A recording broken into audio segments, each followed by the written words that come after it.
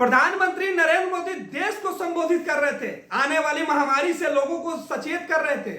लेकिन जिन राज्यों में विधानसभा के चुनाव होने हैं उन राज्यों में इस प्रोटोकॉल का पालन वो खुद नहीं करते हैं।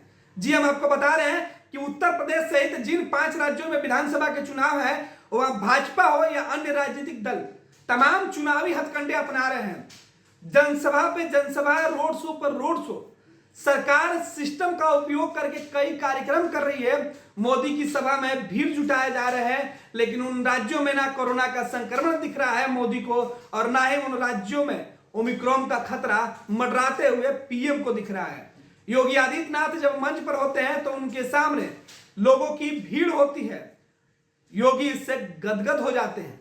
मोदी जब संबोधन करते हैं तो पूरा मैनेजमेंट उनके भीड़ पर टिका रहता है। मोदी की नजर जिस कैमरे पर पड़ती है उस कैमरे से भीड़ दिखाई जाती है।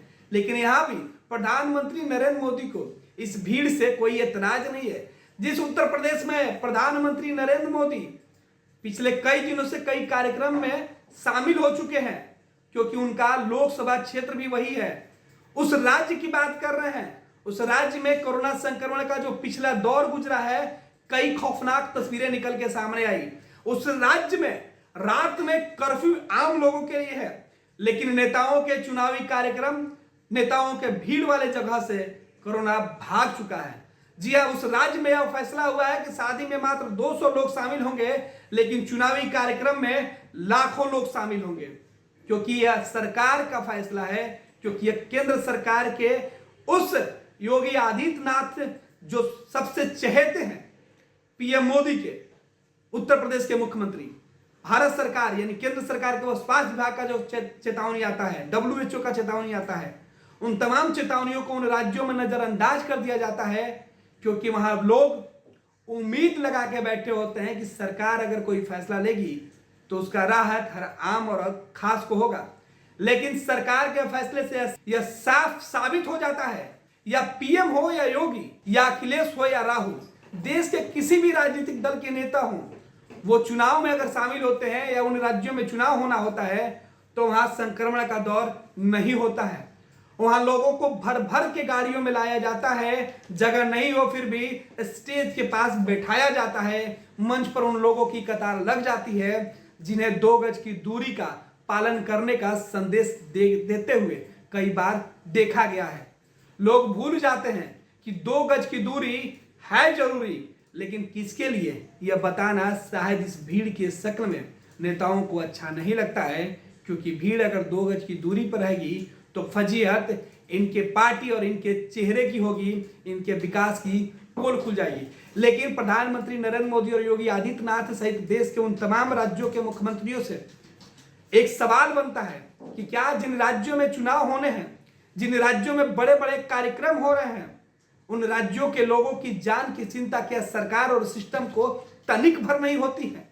आखिर यह कौन सा फैसला है कि एक तरफ कहा जाता है कि देश के अंदर संक्रमण की जो रफ्तार है वो बढ़ रही है, पूरा दुनिया चौथी लहर का इंतजार कर रहा है, भारत तीसरी लहर में पीस रहा है, नया वेरिएंट ओमिक्रॉन ने तहलका मचाया हुआ है, उसके खौफ में हर व्यक्ति रात के नींद नहीं ले पा रहा है, दिन के उजाले में भी वो सांस लेने से डरता है। उस देश के प्रधानमंत्री जब कार्यक्रम करते हैं तो दोनों हाथ उठाकर भीड़ से तालियां बजवाते हैं, भीड़ से जय घोष करवाते हैं और भीड़ को मापने का तरीका अपनाते हैं। लेकिन यह भीड़ बुलाई गई उन आम लोगों की भीड़ है, उस भीड़ में खड़े उन आम लोगों की सांसें, वो आवाजें जो प्रधानमंत्री के एक एक शब्द पर गूंज उठती है, ये उनके सेहत से जुड़ा खिलवाड़ है।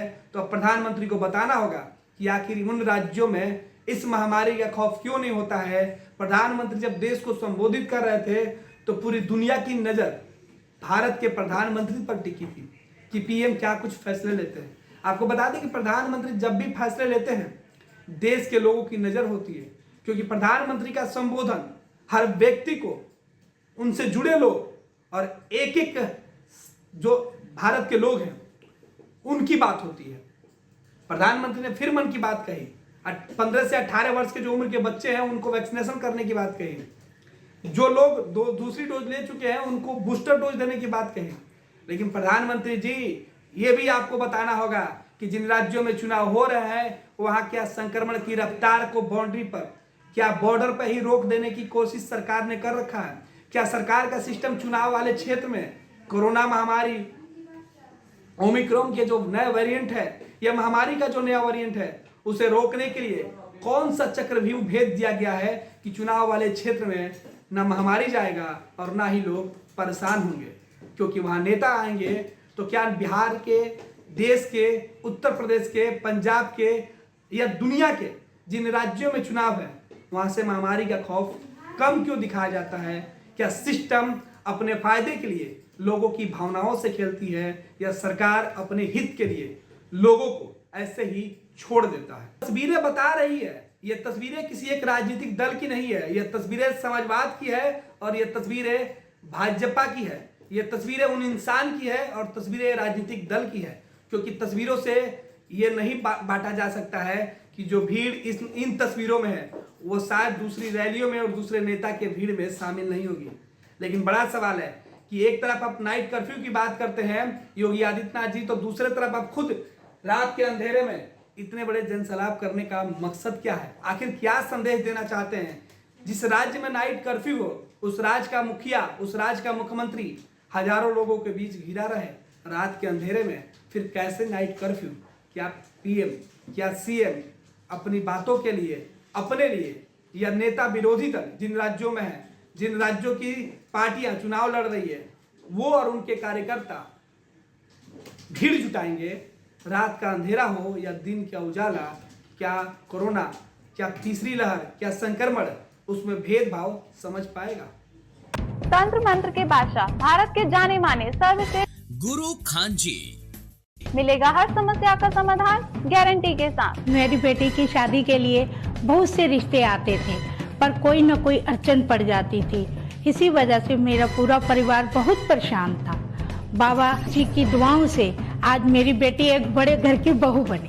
भटको चाहे जहां, काम होगा सिर्फ यहाँ। गृह कलेश, कर्ज मुक्ति, प्रेम विवाह, जादू टोना, पति पत्नी में अनबन, सौतन या दुश्मन से छुटकारा, विदेश यात्रा में रुकावट, फिल्मों में प्रवेश और कोर्ट कचहरी जैसी समस्याओं का समाधान।